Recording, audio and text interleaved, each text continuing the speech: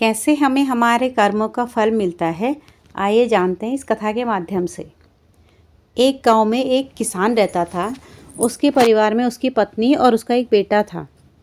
कुछ सालों के बाद उसकी पत्नी का देहांत हो जाता है और बच्चा छोटा होने के कारण वो पुनः विवाह कर लेता है। उसकी दूसरी पत्नी से भी कुछ समय बाद एक पुत्र की प्राप्ति होती है और कुछ समय पश्चात उसकी दूसरी पत्नी का भी देहांत हो जाता है। जब उसका पहला बेटा शादी योग्य हो गया तो उसने बड़े बेटे की शादी करा दी और कुछ समय बाद वो खुद भी गोलोक धाम को सिधार गया। अब जैसा कि उसके दोनों पुत्र थे, दो अलग अलग पत्नियों से थे, दोनों भाई एक साथ रहते थे। कुछ समय बाद उसके दूसरा बेटा, जो छोटा बेटा था, वो बीमार हो गया। जब वो बीमार हुआ तो उसने आसपास के वैद्यों से अपने छोटे भाई का इलाज करवाया, लेकिन कोई राहत नहीं मिली। बहुत खर्चा भी हो रहा था, दिन प्रतिदिन तबीयत भी बिगड़ती जा रही थी। एक दिन उसने मतलब बड़े भाई ने अपनी धर्मपत्नी से विचार विमर्श किया कि क्यों न इस छोटे भाई को मार दें, तो हमें इसके इलाज के पैसे से भी, खर्चे से भी मुक्ति मिल जाएगी और जायदाद में आधा हिस्सा भी नहीं देना पड़ेगा। तब उसकी पत्नी ने कहा कि ठीक है, वैद्य से बात करके देख लीजिए। उसके बड़े भाई ने वैद्य से बात करी।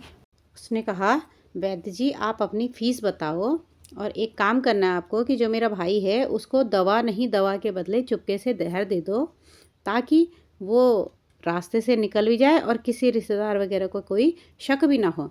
वैद्य ने उसकी बात मान ली। उसने लड़के को जहर दे दिया और लड़के की मृत्यु हो गई। उसके भाई भाभी ने बड़ी खुशी मनाई कि रास्ते का कांटा निकल गया, अब सारी संपत्ति अपनी हो गई है। उसका अंतिम संस्कार किया गया।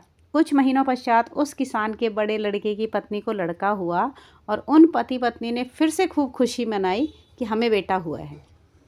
बड़े ही लाड प्यार से लड़के की परवरिश करी। कुछ ही गिने वर्षों में लड़का युवावस्था में प्रवेश कर गया। उन्होंने अपने बेटे की शादी भी कर दी।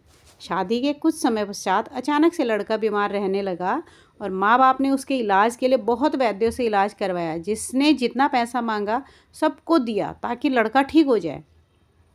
अपने लड़के के इलाज में उसने अपनी आधी संपत्ति तक बेच दी, पर लड़का बीमारी के कारण मरने की कगार पे आ गया। एक दिन लड़के को चारपाई पर लेटा हुआ देखकर पिता उसके समक्ष बैठकर बड़ी दयनीय स्थिति से दुखी होकर उसकी ओर देख रहा था। तभी लड़का अपने पिता से बोला कि भाई, अपना सब हिसाब हो गया है, अब बस कफन और लकड़ी का हिसाब बाकी है, उसकी तैयारी कर लो। ये सुनकर उसके पिता ने सोचा कि लड़के का तो दिमाग काम नहीं कर रहा है बीमारी के कारण, और बोला, बेटा मैं तेरा बाप हूँ, भाई नहीं। तब लड़का बोला, मैं आपका वही भाई हूँ जो आपने जहर खिलाकर मरवाया था। जिस संपत्ति के लिए आपने मरवाया था मुझे, अब वो मेरे इलाज के लिए आधी बिक चुकी है, आपके शेष है, हमारा हिसाब हो गया। तब पिता जो था वो फूट फूट कर रोने लगा और बोला कि मेरे तो कुल का नाश हो गया है, जो मेरे आगे आ गया है, पर तेरी पत्नी का क्या दोष है जो इस बेचारे को जिंदा जलाया जाएगा। क्योंकि उस समय जो थी वो सती प्रथा का समय था, तो उस समय पत्नी को भी पति के साथ जिंदा जलाया जाता था। तब वो लड़का बोला कि वो वैद्य कहाँ है जिसने मुझे जहर खिलाया था। तब उसके पिता ने कहा कि आपकी मृत्यु के 3 साल बाद वो मर गया था। तब लड़के ने कहा कि ये वही दुष्ट वैद्य आज मेरी पत्नी के रूप में मेरे मरने पर इसे भी जिंदा जलाया जाएगा। हमारा जीवन जो उतार चढ़ाव से भरा हुआ है, इसके पीछे हमारे अपने ही कर्म होते हैं। हम जैसा बोएंगे वैसा ही काटना पड़ता है। इसीलिए हमारे बड़े बुजुर्ग कहते हैं कि आज की बोई फसल आज नहीं कटती, समय आने पे कटती ज़रूर है। भूल से भी ऐसा कुछ नहीं करना चाहिए जिसको हम आने वाले समय में झेल ना पाएँ, क्योंकि कर्मों की गति है, लौट के ज़रूर आएगी। तो दोस्तों, ये था हमारा आज का प्रसंग। आपको कैसा लगा कमेंट सेक्शन के माध्यम से बताइएगा। वीडियो को अच्छा लगा हो तो वीडियो को लाइक करें, शेयर करें, और चैनल पे नए आए हैं तो चैनल को सब्सक्राइब कर दीजिए।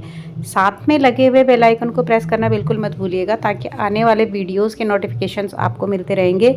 मिलते हैं नए प्रसंग में, तब तक हर हर महादेव शंभो।